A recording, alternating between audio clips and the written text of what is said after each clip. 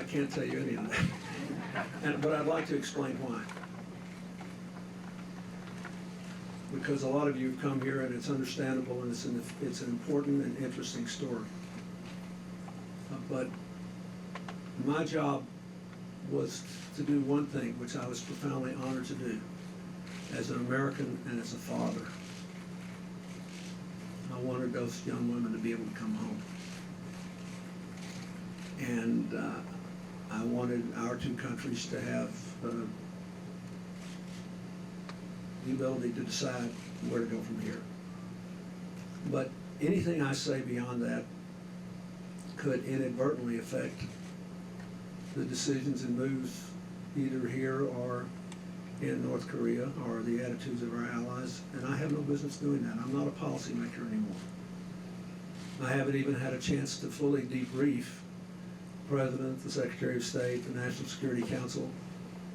I had a brief conversation with the President, somewhat longer but not extended conversation with Hillary, who's in Africa, and I talked to the Deputy National Security Advisor yesterday, and I should debrief them, and I will. But it would be wrong for me to say anymore. The young women can speak for themselves about their experiences and their feelings. The pictures were worth a million words yesterday. I'm glad I could be of some help, but I am not a policymaker. I shouldn't be. So I have an obligation to report to my government and otherwise to say nothing that would in any way tip the balance of any kind of decisions that might or might not be made. I just can't do it. They were released on the humanitarian grounds. And I did not, on a substantive matter, as the White House has already said, I can repeat what they've said. The young women had acknowledged that they did go into North Korea briefly and a few steps, and that they shouldn't have done it. And the Secretary of State had previously said that the United States regretted that, and that was enough. I was not asked for any more, nor did I offer any more.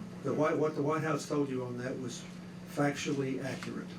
The White House just said in their press briefing that there was no quid pro quo. Do you agree? Was it a photo op with Kim Jong-il? If you could just address that at all? I am totally committed to letting the White House say whatever they want to say about this. There can only be one president at one time. I was asked to do a job. I did it to the best of my ability. I was honored to do it.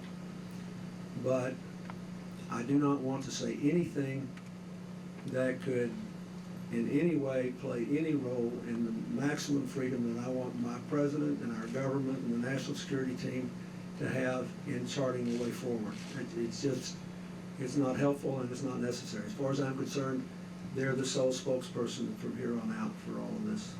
They were deeply emotional, as you heard what they said, and they were delightful on the plane trip home. I mean, they were happy, and they tried to sleep and couldn't.